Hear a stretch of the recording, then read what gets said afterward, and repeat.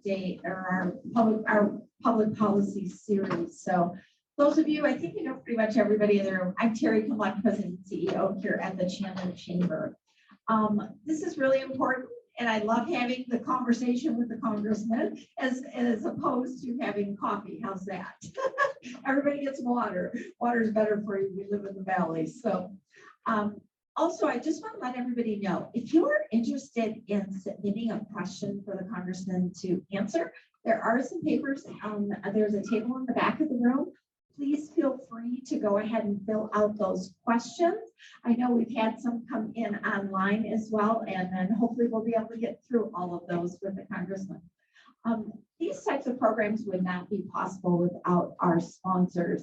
Air Products and Chemicals, Salt River Project, Planet Startup, Dignity Health Chandler Regional Medical Center, Intel, Catalyst Computer Technologies, Southwest Gas, and Edward Jones, Terry McKibben, APS, and Dragon Walk Restaurant. Let's give those our sponsors a big round of applause.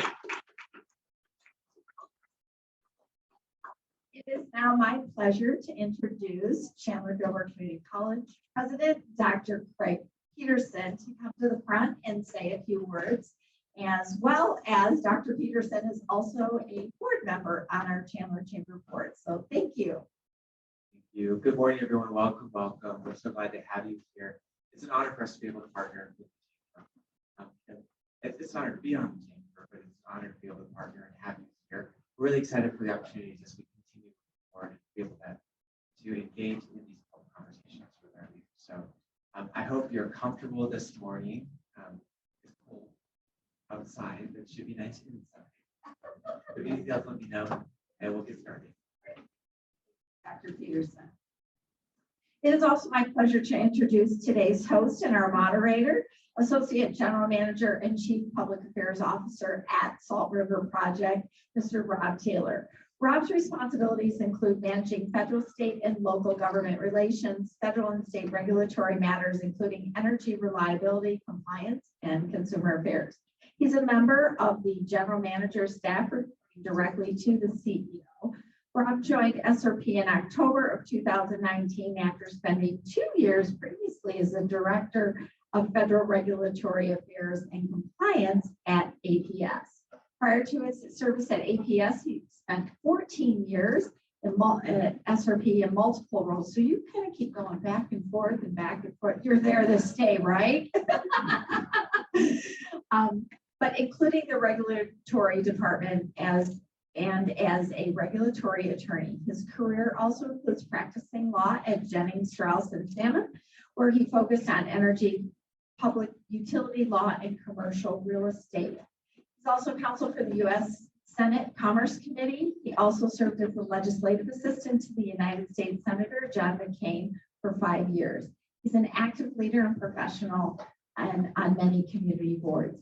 He serves on the Phoenix Art Museum Board of Trustees, the Nature Conservancy Board of Trustees, Greater Phoenix Chamber Board of Directors, and Valley Partnership Board of Directors. So he's got a lot of the extra spare time on his hands. He also is a graduate from ASU for both his law degree and undergraduate. So board, contain yourself in your seat, but please put your hands together and help me process.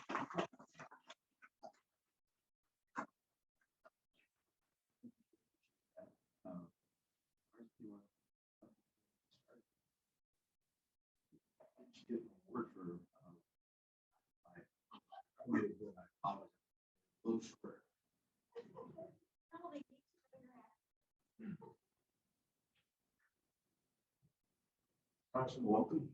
Thank you. Thanks, Rob. Glad to have you here. Glad to have you back in the district. Yes, good to be back.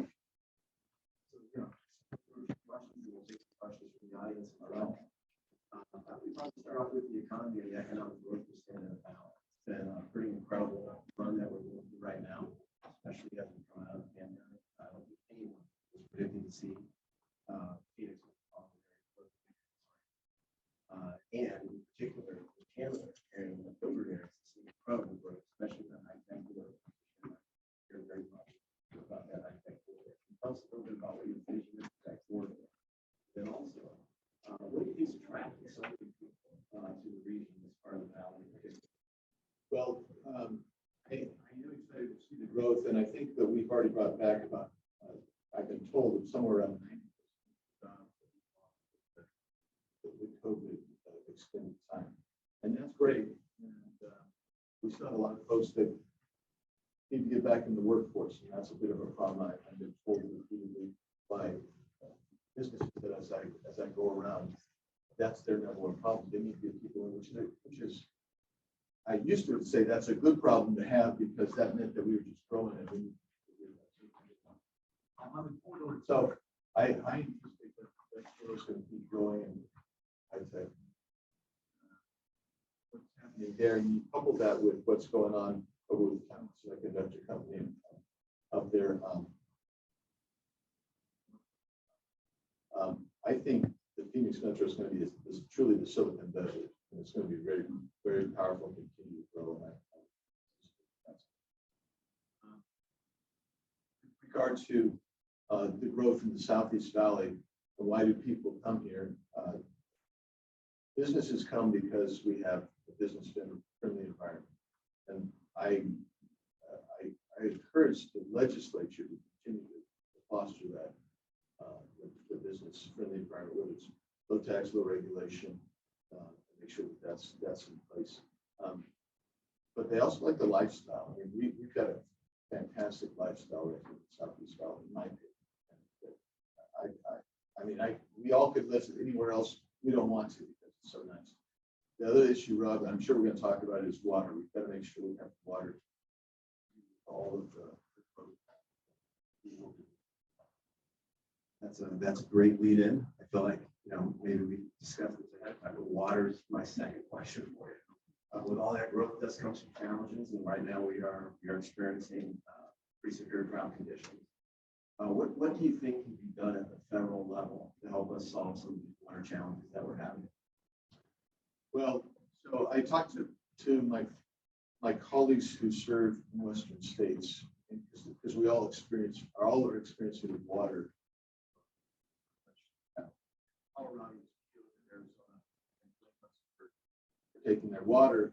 And I said, well, you're not keeping your water; it's going down the river, and we're lowest priority. We continue to do what Arizona's done so well, and we're a leader in this. Is everything water recharge and our water management. We are really the cream of the crop states. But we are facing a real issue with canal. That taken care of, and now they're lowest on the priority list, and we're lowest on the Colorado River priority. What would be helpful for us, quite frankly, on the Colorado River water is to California and the federal government to not worry about so much about a non-existent environmental issue that they've got going. Where the information I have received is that California pumps fresh water into the ocean every year. They would take part of their Colorado River water. They could keep all of that in California. Why is that critical? Because the downstream folks like Arizona, we would have more available water to us. So we need to change the federal system and how it's regulating certain issues in California to facilitate. One other thing I would say is that there's been 4 studies done to see about piping water into the West from the other side that is too much water, Mississippi River Valley. So we hope to. Adjust your mic a little bit because you keep cutting Is it because I'm moving my hands? Is that better? Yeah. Perfect. Okay, I'll sit stone like a statue. But I mean the reality. So that's another thing. But I think that the quickest fix would be to deal with that California issue. Let's see how that goes. Well, part of the water challenge is also maintaining a healthy watershed and a healthy forest, a healthy valley. Arizona's home to some of the largest ponderosa pine stands in the West. And there's been recent efforts to try to help save this through the forest restoration effort unfortunately, the Forest Service decided not to award that contract. What you've been a really strong proponent of dealing with this issue. What steps do you think we need to take to try to get that back on track? Well, to bring 4-5 back, what we have got to do is we need to get the entire Arizona delegation behind that. I'm not sure we can get there yet, but we need to work to go forward with that. And then we need to leverage that bipartisan effort and bring in some of our friends in the Western Caucus. So the Western Caucus deals with those issues. I think, and that's a bipartisan caucus. If we can get everybody together on that and it involves people from all over the country, we have a chance to maybe re-leverage that thing, to reopen that thing up so that that agreement, again, those forests and the watershed. I mean, your point, right? Fire. I feel like I'm still on and off. Okay, here's what I'll do. This is what I'll do. So problem solver. That's right. So it seems to me erosion happens, and so we don't protect the watershed when we have the fires. And so you got to manage the fires, and the way you manage the fires is you clear the forest and manage that properly. We appreciate it. We really appreciate all your restoration. You're dead right. We're going to need a lot of help from the entire delegation work. That's all. Let's talk a little bit about prescription drugs. Prescription drug costs continue to be a concern for many people. What steps do you think can be taken at the federal level to try to help people and businesses keep healthcare a little bit more affordable? So do you have anybody that works for PBM in here? I just wanted to ask that before I made my comment. Okay, good. Nobody you work for PBM. So I believe that one of the best things you could do is you could enact legislation that makes it unnecessary to have a pharmacy benefits management group, because they drive up costs for prescription drugs. They don't, and they used to add value.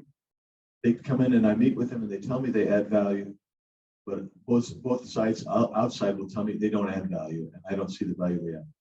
They eat and add billions of dollars to pharmaceutical cost every year. If we could eliminate PBMs, you're going to lower costs. The other thing you could do is you can provide FDA needs to revisit its regulatory scheme for approving drugs and medication. There's a way they could streamline that a little bit, and that would help reduce costs. I'm not a big proponent of the international market fixing. So what they want to do is, some in Congress want to do is they want to say, what does it cost in Europe to purchase this drug, and we're going to cap ours on whatever Europe is, or we're going to cap ours on what other markets are. I'm not a big proponent of that. I think that we can find some ways to deal with research and development costs that are so big. We can find some ways to deal with liability costs, which are large as well, and they're ingrained in that. But I think the number one thing, short-term, fastest fix, is to remove or reduce the role that PBMs play in placing pharmaceuticals. If you do, I think you would see an immediate stabilization, perhaps even start seeing decreases. Thanks for that answer. So let's stick at the federal level a little bit more here. So legislation has been proposed in the Senate House to undercut Arizona's right to work status. How will you ensure that Arizona's right to work laws remain intact, continue to have a business-friendly environment here? Well, so there are several bills in the House side as well that have been introduced to attack right to work states. We're going to continue to fight that. I mean, there's in the House, you have to understand we're in the minority. The House, my party's in the minority, and as such, we would be even more united than we were last Friday night on protecting right to work. But we have to we have to make that statement and make that case and try to pull over the folks that are in vulnerable districts that are in right to work states that are on from the other party. If we do that, then we can stop it. But what they, just so you know, they keep burying versions of the PRO Act in different bills, and that's the attack. And so you're seeing these omnibus bills where that sneaks in, and we have to try to get those out on the news. So we have to be, first of all, vigilant. Second of all, try to court people who are from states that have an interest in preserving it, even though they may not be from our party, and then work together to try to stop it. So let's maybe a little more of a personal question here. So I understand you're a former police officer. No, I'm not. No. I'm not a former police officer. Okay. Law school grad. I am. What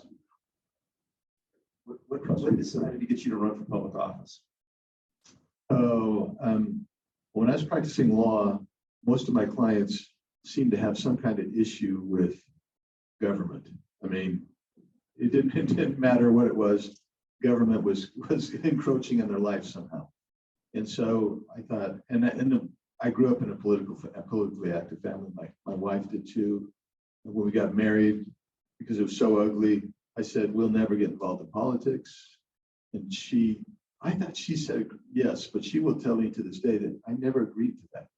But so anyway, I wanted to see if there was a way to get involved. I started getting involved, and then the Arizona state budget started driving me crazy. The more you watched it, I'm going crazy with that. So our state senator, our state representative had been districted out, and she kept telling me she was going to move and run into the district. And she called me up and said, I'm really not going to. Would you run to take my place? And I said, well, I'll think about it. And so, I mean, it was the state budget at the time, and then my poor clients being aggrieved with state encroachment in their lives. Second, let's go ahead and fix those laws. Then I found out, yeah, it wasn't so easy, Rob. So, big fan of music. Big stock has become a big stock. I know, did anybody get the big stock? Ward, come on, you should have been there, Mark, Terry, you guys should have been a big stock. We'll do that. So instead of asking what your favorite band is, maybe you have to choose amongst probably a long list of favorites. What are you listening to right now that you think other people should be listening to? Well, so if you're feeling mellow, I would do Tommy Emmanuel, who's a finger-picking guitarist and really good, one of the best in the world. And then if you're not feeling mellow, what I'm listening to, I'm embarrassed to say it is some old Deep Purple now and then. I am embarrassed to say that now that I think about that. But then that's some good stuff. Then I listen to a lot of jazz though right now. Oscar Peterson is who I really. So if I'm on the plane right now, I'll probably listen to Oscar Peterson and Deep Purple. Kind of weird. Great choices. I'll have to dig a little deeper to get into Deep Purple. Don't feel it's necessary. Anybody who's kind of say it's Smoke on the Water. Remember that song? Now, Rob, this is before your time, Rob. Long before your time. So we've got a few audience questions that others coming. So you stated that you were unsupportive of the Build Back Better bill. How will you work with individuals supportive of this legislation to ensure the outcome is good for Arizona businesses? That's an interesting question. How will I work with folks specifically on that bill? First of all, the bill's not drafted, and it won't be drafted until about a day before we vote on it. It'll have about 4,000 pages in it, and it'll have about $3 trillion in spending. They will allow us probably 1 hour of debate, and they will make it a closed rule, which means there's no amending the bill. That makes it difficult to work with the regime, just so you know, because if you can't debate it and you can't amend it, you kind of just go hoping that you can find anybody to talk to who might be sympathetic, and I will do that. I will, if there's something that we think that can help, but I will just tell you, that particular bill is going to generate so much spending, so much movement of money into the economy that it will further devalue our money units, which is the dollar. And our money unit, the dollar, has already been devalued tremendously over the last year. And the result you're seeing, it's called inflation. You throw that with the energy issue that we have going on, and you're going to continue to see inflation. It is structural, it's not transitory. I predicted this a year ago that this was structural, not transitory, because anybody that took that economics 101, you understood what that meant. And when with all these relief packages and money going on, there was so much money coming out so fast that they couldn't spend it all. And that's my only hope for to put some kind of speed stick in front of inflation with this next bill and the bill that just passed last week, is that there's so much money that's going to be coming out that they can't spend it all. So it will at least slow down the devaluing of the money, devaluing of the dollar. So when the specific question, what will I do? We will have to continue to look at what they call frameworks. There's no bullet points. So they'll put a few out now and then that are not comprehensive. We'll see if there's anything there we can support, anything there we can leverage out. Right now, what we watched last weekend is that the Progressive Caucus in the House and the moderates in the House are actually fighting it out there, and they're the ones that have leverage points. And the Speaker Pelosi is trying to shoehorn whatever she can to get something out. That's not Duke's way of saying it's really hard when you're being excluded, and we're being deliberately excluded. So, A couple more questions on finance and cost of the federal level. So, what's the true cost of the reconciliation bill going into the arbitrary sunsets and the spending provisions?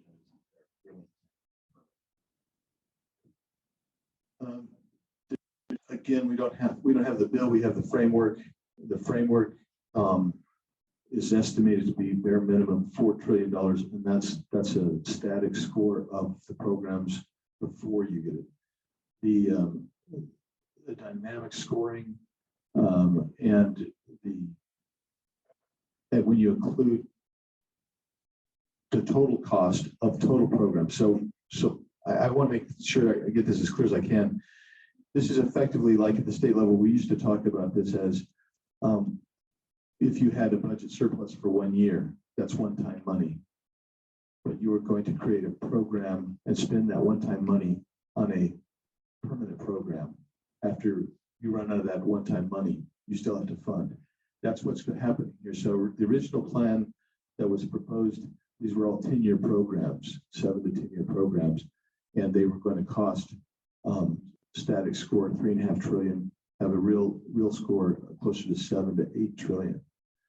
They're now, in order to pare this back to get Manchin on, because Manchin said he would support somewhere in the neighborhood of 1.75 trillion. They have pared it back, so a lot of these are 2, 3, and 4 year programs, but they will not go away because the constituency is there, and it will be a long-term permanent, as you said, program. The real cost looks like it may be $8 to $10 trillion over a 10-year period. So earlier we talked about the economic growth and mentioned some of the challenges of finding employees and labor sort of fuel that growth. Here's another question around that. So what will be the impact of workforce participation given the large amounts of funding as outlined in the reconciliation bill? So what's happening in the reconciliation bill on that? So like in Arizona, in a lot of states, they've taken away the weekly unemployment bonus, right? So that's gone. So Arizona's gone. A lot of other states still have it. Many states have taken that away as well. But we've upped additional safety net welfare benefit programs, whether it's SNAP, whether it's childcare. All those have gone up, and there's additional programs that are floating around out there in the ether. This creates a lot of additional programs that will actually provide disincentives to get back in the workforce. So we're over 100 million people. Excuse me, we're fewer than 100 million people in the workforce now, and we're declining. Even though you got new jobs created, you have declining workforce participation. You have growth in real wages about 3 to 4%, but our last month alone, our inflation rate was 5.5%. Our annual is 10%. Right now, you cannot keep people, even with real wage growth, they're not matching inflation. So the disincentives that are in this program are the social welfare programs that are going to continue to go on. And then two other things about that, Rob, is you have $2 trillion worth of taxes in this program, the BBB program. In that program, those $2 trillion worth of taxes, bipartisan, or I should say nonpartisan tax group has scored that as being falling, 2/3 of that will fall on low to middle income workers. Those types of things disincentivize people from working. And then you have the real bite of at you, which is inflation is another tax, because it just goes into the ether. Your paycheck shrinks. You don't get anything in return. So these bills are actually going to disincentivize rather than incentivize people. So supply chain issues. I think we're all hearing about supply chain issues constantly. This question is around what can Congress do to help try to address some of the supply chain issues that we're seeing right now? Well, so you have to remove the disincentives to work, oddly enough. So a lot of the supply chain issues is because the longshoremen in Long Beach and LA, through which 40% of our shipping comes, they had a slowdown. That slowdown actually continues to this day. So as of yesterday, they had almost 170 ships in the harbor. And these containers, we all think of, don't think of one container on these ships. These are mega container ships, tons and tons of material sitting out there. And the longshoremen were not even working 24/7. They were slowing down and cutting shifts. And their excuse was that they couldn't find workers, right? So that was part of what they were saying. Truck drivers, we have lost so many truck drivers, and then the vaccine mandate has been opposed by truckers. There's a lawsuit filed, I think it was just yesterday, from a National Truckers Association group, because they are losing truckers. So I would say there's a couple things that you could do fairly easily. First of all, get rid of the vax mandate, because the guesstimate is that some of these workers, you might lose as many as 15 to 20% of workers that you otherwise would have working. We don't need that when we have a work shortage and when you have a supply chain shortage. Second of all, you just have to start moving from the ports. I mean, Texas, Greg Abbott said that if you come through Panama and come on over, we can unload you in Houston and get you actually unloaded and on your way. There may need to be some of that rerouting. One thing that we could do is for CDL drivers, you could lower the age by a year. That's what truckers have requested as well, and immediately put people back to work on trucking. So these are part of this weird spiral, because we have a workers shortage. It's exacerbated a supply chain problem. And so those are some of the things that Congress could do. We Appreciate that. So looks like someone's looking for some ideas for Thanksgiving in the meal prep. They would like to know, what's your favorite big item for Thanksgiving? just read it. Yeah, he doesn't write, just reads it. That's right. It's pie. I mean, you got Gotta be a particular kind of pie, right? Yeah, well, I make the pies, and I will tell you, I make a grain-free pumpkin pie. that I really like, and or a grain-free lemon meringue pie. Those are really good. And then all other kinds of pies. So Sounds like you may need to post those recipes somewhere. like deep purple, it's an acquired taste. So I'll just tell you that. Already on Spotify on my way back. So you've held several leadership roles at the state level as president of the Senate, and at the federal as co-chair of several of the caucuses. How do you compare the leadership roles between the time of the state government and your time at the federal level? Well, as you know, Rob, I had some great staff work for me at the state level. I've got great staff work for me at the federal level too. So it's all staff work. What I tell you is that in the state Senate, you're dealing with a body of 30 people. And that was a much smaller, more nimble a body. You can move more quickly. The processes, the rules, the way things are done at in the state they facilitate a quicker road to get things through.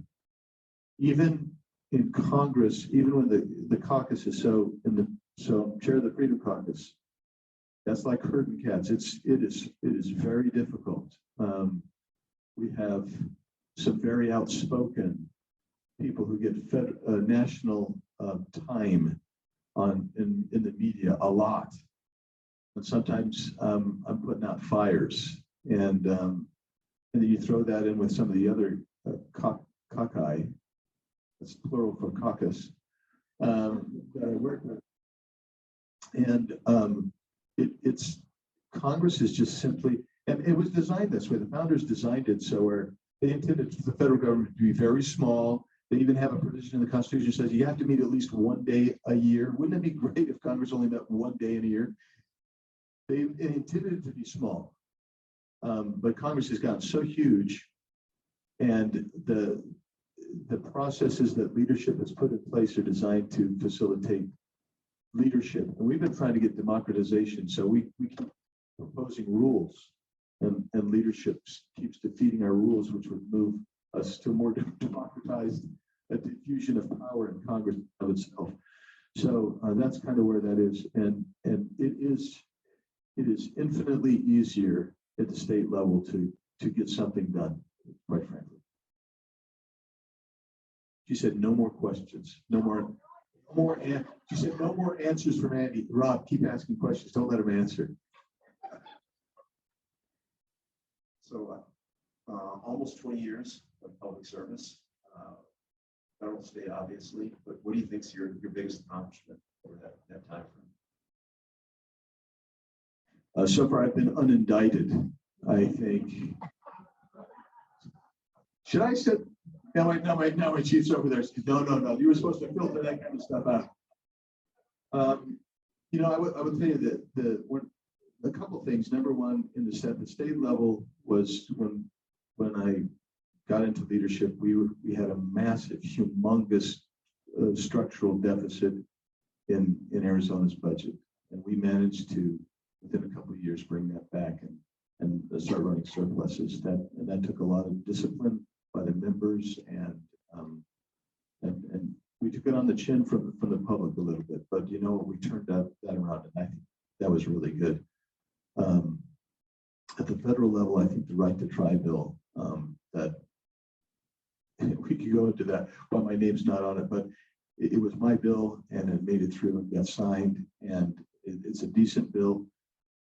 It needs to be improved, but there are people who have actually used the right to try, and I hope that we can make it better so more people can use that. So we are taking more questions, so if you have some questions, please give them back to Terry there. So this is a really nice one. So what key piece of advice would you offer a young political science student who aspires to run for state or federal office? I won't say what my first instinct is, but I would just say just a couple of things. Number one, get involved in politics in your local legislative district as a precinct committee man or woman. I think that's important. Regardless of party, you're going to learn a whole lot about grassroots and the grassroots involvement. That'd be the first thing. Number two, make sure that you have another life job. You know, like I mean, Rob's a lawyer. I'm a lawyer. Be a business, be an entrepreneur. Do something besides make politics your be all and end all. You want to be involved in politics, but you also want to have that experience. It's great if you've ever had to write your name on the front of a check and pay somebody. It's good if you've had the experience of telling your wife, like I did when I first opened my office, hey, the paycheck's going to be probably a little late because I got to pay the rent and our staff and everybody else. I'll be getting back with you, honey, in about 10 days. So you need to feel that pressure of what's going on. And then that's the real world pressures. So you understand and empathize and understand. And then I think the third thing is understand why you want to be involved in politics. Find out what your principles are. Understand the Constitution. Understand the law, and really make a commitment that you will hold firm to your values. Where you can negotiate without giving up your values. That's where you negotiate. You have to understand where that line is, and you say you better know who you are. And then I guess the fourth thing is surround yourself with your family, with people who share those same values and will support that, because you're not going to be able to do that. I could never do this without the support of my wife, who really is very strong on these issues, and we share these issues and can talk about them and we share those values. That is great advice for anyone not only running for office, but life advice in general. Appreciate that. How is Congress assisting in the development of blockchain infrastructure? Did you guys think David Schweiker was coming here today or something? I mean, this is really David's issue. I mean, I love David, but if you've ever sat next to David on a plane and you 4 hours into a blockchain lecture and you're only over Omaha, it's like, oh, whoa. So look, there are subcommittees that are working on blockchain and bringing in folks and experts trying to understand it so we can implement blockchain technologies. And right now, I would say, and I want to be I'm trying to be very transparent with you. There are so many other issues that are elevated above that. I'm not saying that this isn't a worthwhile issue, but a lot of what Congress does is where there's a fire, that's where everybody runs to and deals with it. Right now there's fires burning across a whole array, a whole horizon. And while blockchain should be there, and I know that there are committees that are working on that, it's going to take another bit of time. Like I was talking about slowness and how long it takes. It's going to take another couple of years before that percolates up to the top to be a pressing issue.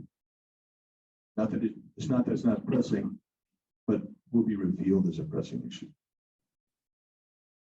So another audience question. Speaking of values, how do you handle representing segments of the population that may have different values or different viewpoints? Well, I try to respect the opinions of others and what they think is important. I think that's first of all. Second of all, I try to be very transparent about what I believe, how I want to deal with something, how I approach something, and then I stick with it. And I think that's why you either win or lose elections. If the majority of the people agree with what you're trying to do, they understand what you're doing, and you're communicating that, they'll vote for you. If they and you made to trust, so they can trust you to do that. they'll vote for you. You're not going to please everybody. I mean, it's just the way it is. This nature of this business is not. There's a movie. Okay, I'll just tell you, Rob. There's a good movie called Catch a Thief, and it's Cary Grant in this movie, and it's about jewel. I'm sorry, I don't mean to deteriorate. It's just what I think. And what happens is there's a jewel thief on the loose, and the insurance guy's there, and he's trying to explain why he's really concerned because the lady won't put her jewels in the safe. He's afraid they're going to get ripped off. And he says, well, the Home Office won't like it. It's Lloyd's of London, and we got a lot of money. We have a lot of exposure, a lot of risk. And the lady says to him, it's too bad you chose an unhappy business. And politics can be an unhappy business because you can't make everybody happy. But what you can do is be respectful and try to understand where they're coming from. And I think we've lost a lot of that, quite frankly, Rob, in the world that we're in today. I mean, you've got Kirsten who gets accosted while she's in the women's room on the plane. I've been accosted walking into a restroom by media, oddly enough, and which I didn't know they were coming up. They just meet me at the door of the restroom and off the planes and those types of things. You get death threats and those things. It's hard to accommodate those opinions, but when we can have a discussion, I think it's better for all of us to say, this is where I am and you're where you are. Let's find out if there is any commonality, and let's see if there is, then let's see if we can advance the football. A couple more water questions. Talked a little bit about the amount of water that the projects we're having, but also the amount of water that we're seeing over on the eastern side. There's been talk about potentially building some type of canal advances to try to bring that water here. This person wants to know, how do you begin the process of trying to do something like that? So the first step is Congress needs to pass a resolution for. Now you know what. When you hear this, you're going to know why Congress doesn't work real fast. Congress will pass a resolution to get a study by the Department of the Interior or BLM or whoever is appropriate, and that they would do this study. And there's been 4 studies. My understanding is there's been 4 studies done on this already. And so once you see those studies, then you try to figure out what would it cost, how would we build it, how are you going to award contracts, who's going to control it, what agency is going to be in charge. But the first step is to get Congress on board, and in order to get Congress on board, you've got to get leadership on board. To get leadership on board, you probably need a caucus like the Western Caucus, which is 75 to 100 members who are from all over the country, who do care about everything from timber, private property, and water, to come on board and champion that. And we did have a really strong chair there, and we need a new. How do I phrase this? We need an invigorate. Our chairman needs to be invigorated on this issue. If he is, then I think we have a chance to push this through. It's going to take time, but there are 4 studies that are actually laying out there that we're trying to get from my staff that have been done, and then we can try to update those and go forward. One more water question. When will the Western states' water agreement be negotiated?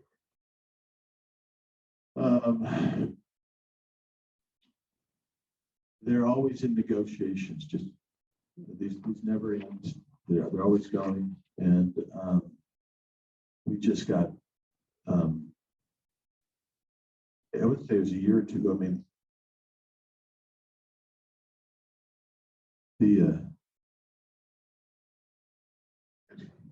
I'm kind of nervous now. Yeah, it's like what you're saying. I think that they're always under negotiation. It seems to me we just did, like it was a year or 2 ago, there was another settlement that was just done, and I talk to my colleagues in the West constantly about giving us a fairer break in Arizona, and they feel like they feel, quite frankly, I'll just tell you, you need to understand this. People in Colorado, Utah's dry too. Nevada, and California, they know one thing. If Arizona had more water, we would just kick their tails for people coming here.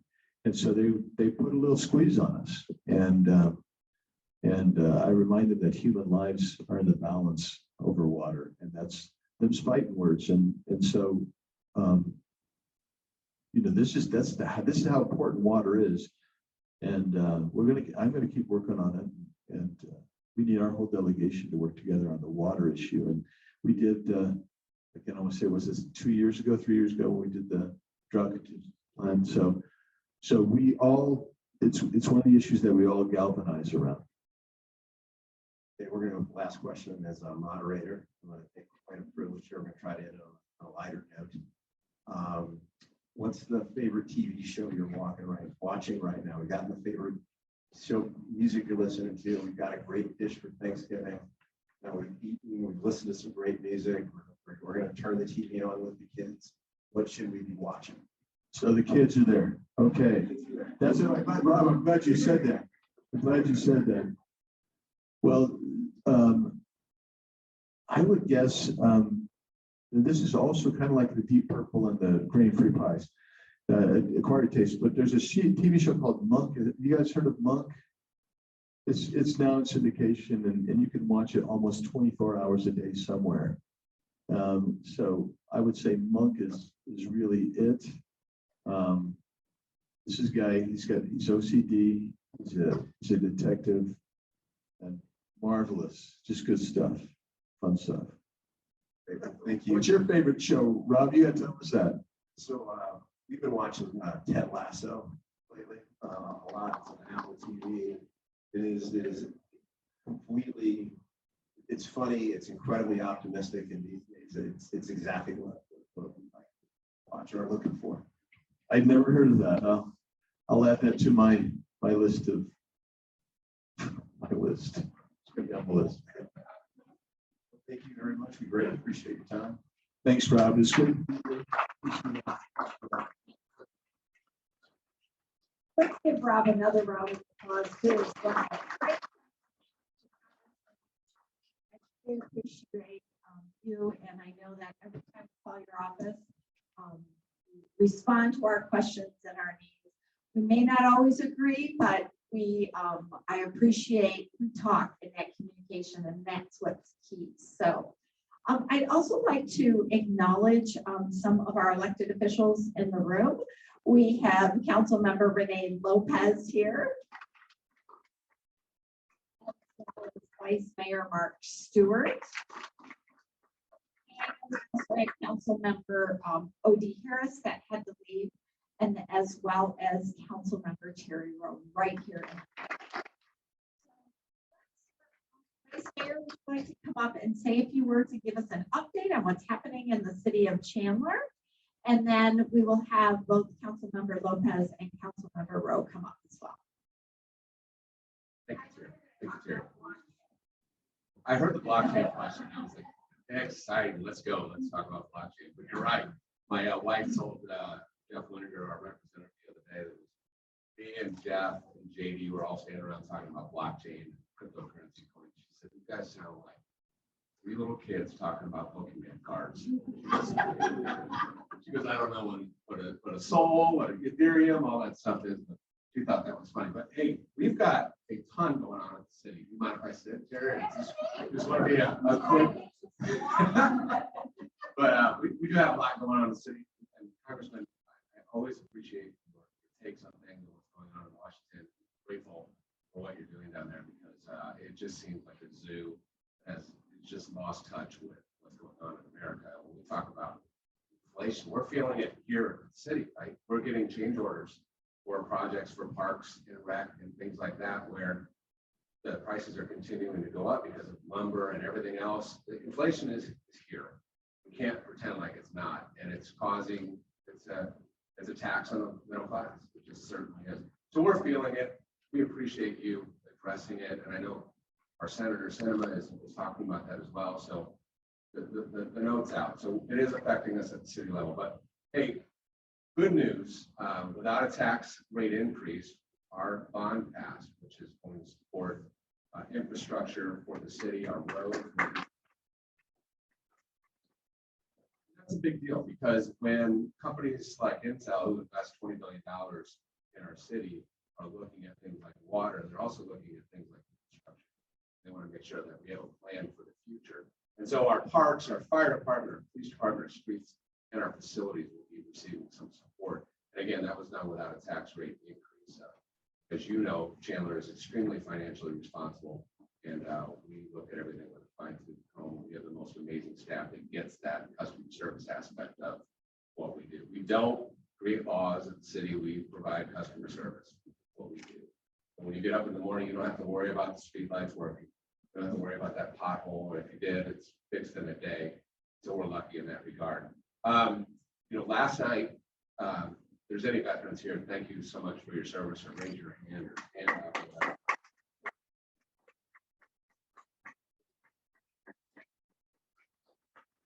Dedicated our field of honor. Amazing turnout. Gave me chills, played taps, and it just reminds me of why we live in one of the greatest nations in the world. When I saw the community coming together from all walks of life, all branches of service, all singing their own praises, it was amazing. And so, thank you, Renee, for your service. Renee's on council, and I think OD was in the Army, so he had to step out and take the call. But we're testing blockchain, so if you want to get on the website, we're doing a blockchain cybersecurity initiative with regard to voting. So it is purely a test based on our bond election as Chandler's Community of Innovation. We're going to do some testing. There'll be 7 nonpartisan elected officials looking at what the data is so that we can share that with the state and the county to see if it's an option. Ultimately, we want speed and security. If you remember 2 years ago, or 3 years ago, it took us 4 weeks to get election results. This 2020, it took us another 3 weeks to get election. It shouldn't happen. It's 2021. In Arizona, that should be better. And if blockchain can fix that, get instant results that's distributed throughout different nodes throughout the state, we should try to do that. And maybe Schweiker and I can talk about hooking them together. But anyway, budget survey's up. So if you have input that you'd like to put in the city about those lights and about those streets and about those potholes that don't exist, please do that. We'll stock this weekend. And Civic is a program that you can enroll in, where you can spend 12 sessions learning about the inner workings of the city. And you go to the police department, you go to the finance department, you figure all that out. So people that want to be more involved and volunteer and serve on boards and take part in Civic. And there's so much more that we're doing. I can answer any questions, or we got to get this program going. Absolutely. If this council, I mean, we want to talk about working together. Amazing mayor, and as you'll notice on the dais, we are optimistic and we are positive, and Chandler's doing some amazing things, and we're doing it by getting out of the way of business. We're doing it with being the wind beneath the wings, if you will, of our business community, and jobs create opportunity, and they lift people out of poverty, all those great things. And so the free market and the companies that are in this Chamber of Commerce are the folks that are going to help America move to the next stage. It's not going to be government. So, yeah. Thank you, Vice Mayor. Okay, I'll give you his update on when he's working, and then we'll also hear from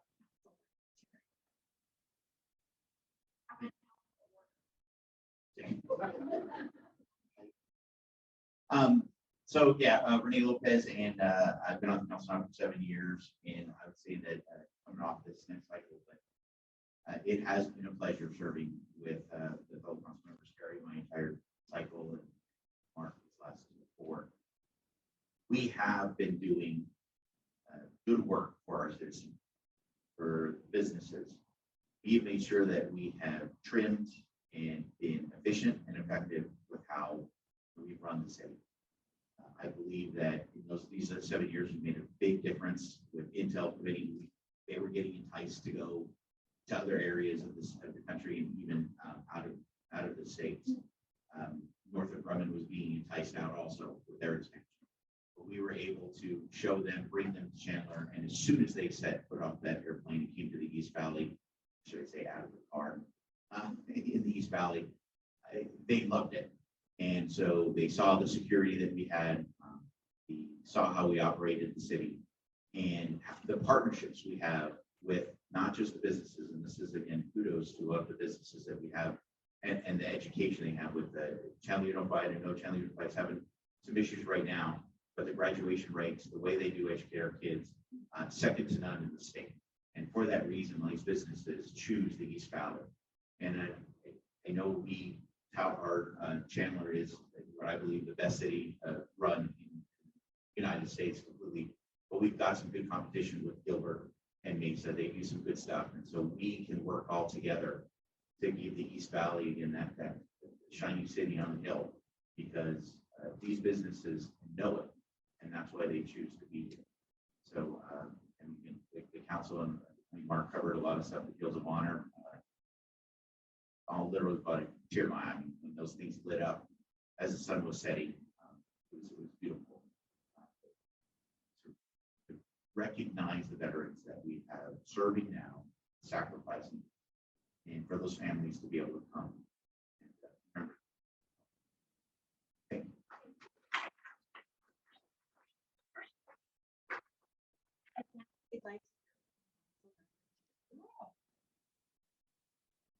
Hey, I guess that's pretty. Hey, okay, you said it all, and then you said it all. You certainly said it all. But I'll manage to say a little bit more. A little compliment earlier about the city just doing such a great job. Hear that, and it's mentioned today, and clearly we have had a lot of success in Chandler, and I think people know that. But I have to reiterate over and over again, we need to clear a path for people to come and do great things. And so people open up their checkbooks, they take chances, they take mortgages out on their homes, to realize their dreams. And that, you know what I think people these days, if I go into a coffee shop, which we don't have any, but if I go into a coffee shop,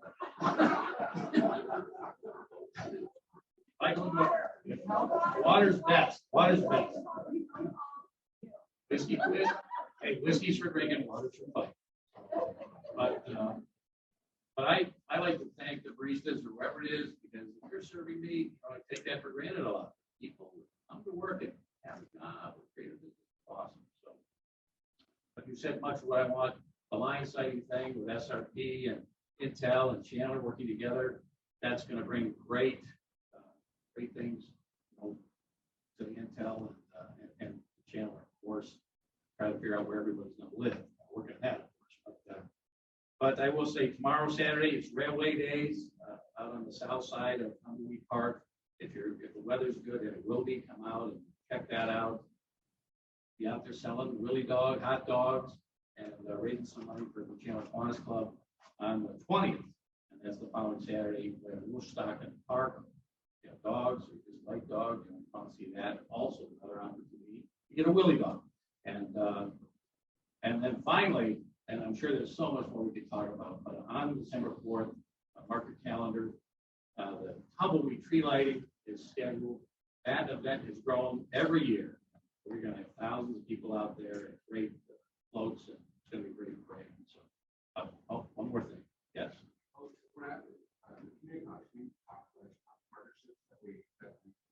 You guys just had a summit at Alamo, the old Alamo, which asked about what the city's doing with ASU, work with the other meeting for us. I think you just said that. So I think we value. We value the chamber and the Chandler-Gilbert, ASU, U of A, and large corporations, and we value your candor. So happy to be here, and looking forward to the future. Thank you.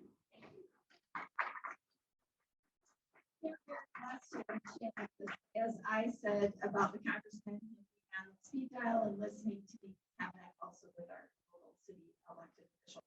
I just want to do a shout out again to our sponsors: Air Products, Salt River Project, Planet Startup, Dignity Health, Intel, Canvas Computer, Southwest Gas, Edward Jones, Terry McKinnon in the back of the room, APS, and Dragon Walk Fine Chinese Restaurant for continuing to support this.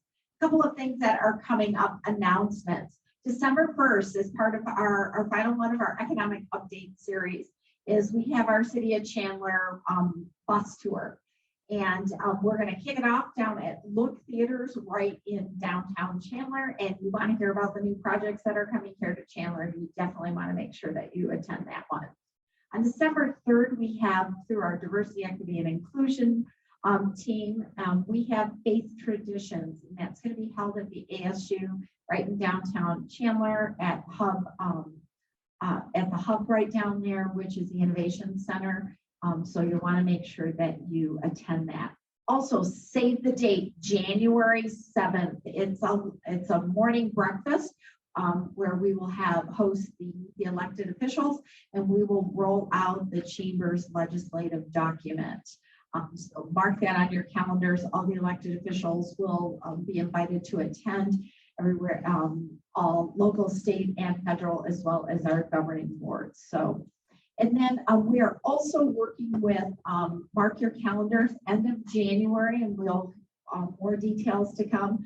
We're partnering with the Gilbert Chamber as well as the Queen Creek Chamber, and we're going to be rolling out an economic update at the end of January, talking about what's going on this corridor and having our key economic developers from each of our cities that will be involved. And we spoke with Governor Lewis yesterday, and we will have representation also from the Gila River Indian community to talk about some of their growth and expansion. So mark your calendars, make sure that you keep signed up. And again, thank you so much for being here. Thank you, Rob. You did a great job. You got to come back. So thank you.